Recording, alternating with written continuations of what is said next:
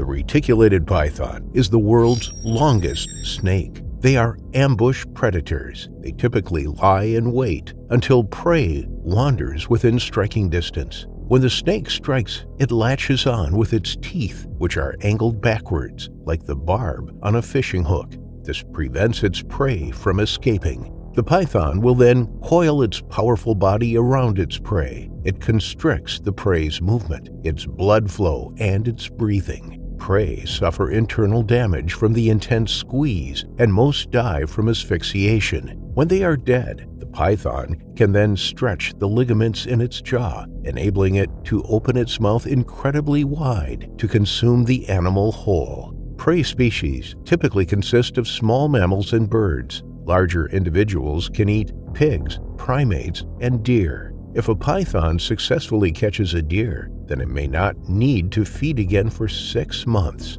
Occasionally, these huge snakes attack humans, and when they do, the discovery is shocking.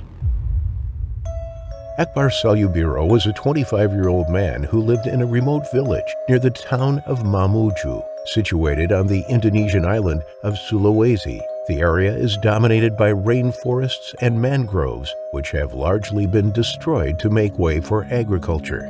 Dwarf buffalo, wild pigs, crocodiles, and several species of primates including tarsiers and macaques inhabit the island. It also includes over 700,000 hectares of palm oil plantations. Akbar was working in one such plantation. He set off from his home on Friday, the 24th of March, 2017. He was headed to the oil palm plantations. He worked on the plantation all year round and was responsible for covering about 100 hectares of trees. Each day, he aimed to harvest around 300 trees. Armed with a long-handled sickle, he would prune the palm branches back slightly before cutting the ripe bunches of fruit. He had to be careful not to get hit by the falling fruit, as each bunch could weigh up to 25 kilograms. Work on the plantations was physically demanding. Sawing the fruit down, picking it up, and placing it in the trucks was back-breaking work. But Akbar was young and fit. He enjoyed the community spirit amongst the workers there. Although the days were long and tiring, he was friends with the people he worked with.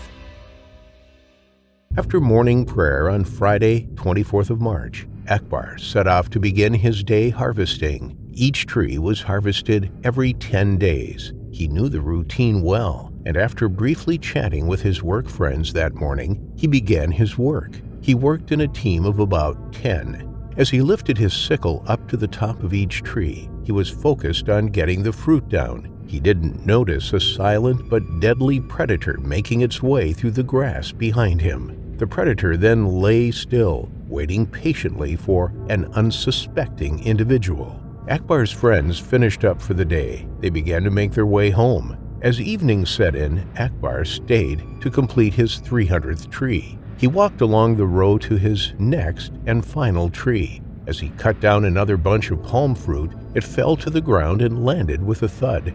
Akbar bent down to pick it up.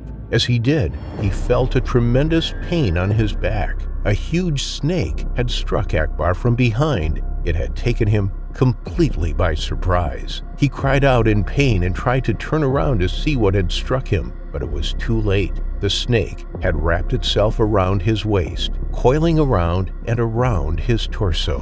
Akbar only had time to cry out before the snake wrapped around so tightly he simply gasped. Its strength was immense, its muscles solid and strong. Akbar could feel the pressure building and building. He could no longer breathe. His rib cage could no longer expand. The blood vessels in his face popped under the strain. The blood circulation was cut off from his brain. His airways closed. He would have felt himself about to pass out, and in a matter of minutes, he was dead. The snake had squeezed the life out of the young man. Now it would consume its prey.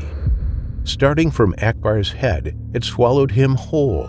It used its 100 teeth to work its way along the young man's body, inching its way along. It walked its teeth over the body until the whole of Akbar was inside its stomach, where the acid could get to work on digestion. Pythons can digest both flesh and bone, often leaving no trace of their kill. There had been reports before in Sulawesi of people mysteriously going missing, never to be seen again.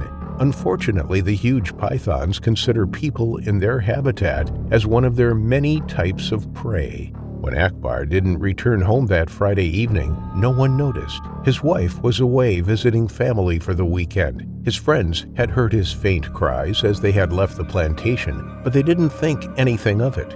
Maybe it was just children messing about, or some of the workers shouting to one another across the rows of palms. But when his wife arrived home on Sunday with Akbar nowhere to be found, she raised the alarm. She asked the locals in their village if they had seen him, but no one had seen him since he had left for work on the Friday morning.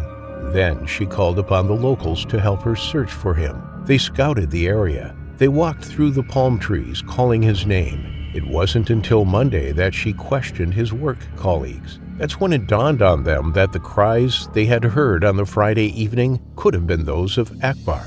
They searched high and low. Then they came across some scattered palm oil fruit, a picking tool, and a single boot lying strewn on the ground. Searching around the same spot, the villagers made a disturbing discovery. A reticulated python was spotted in the long grass near the scattered fruit, picking tool, and boot. It was a massive snake, about 23 feet long and weighing 158 kilograms. It was completely engorged. Its small head swayed as its body bulged. The snake was having difficulty moving, as it had clearly just eaten a huge meal. Reticulated pythons can swallow prey a quarter of the length of their own bodies and eat prey weighing as much as they do.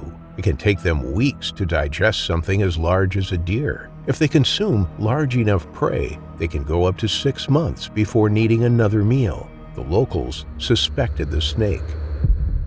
Quickly, they killed it. Several of the men then held onto its tail and pulled it out of the bush and into a clearing. One of the men took out a large knife. Carefully, he sliced the knife down the length of the snake's body along its underside. Everyone crowded around in a big circle to see. As the snake's skin peeled back and its red flesh opened up, the people first saw a boot. It was still attached to a foot. The person's 2 legs were up by the snake's neck.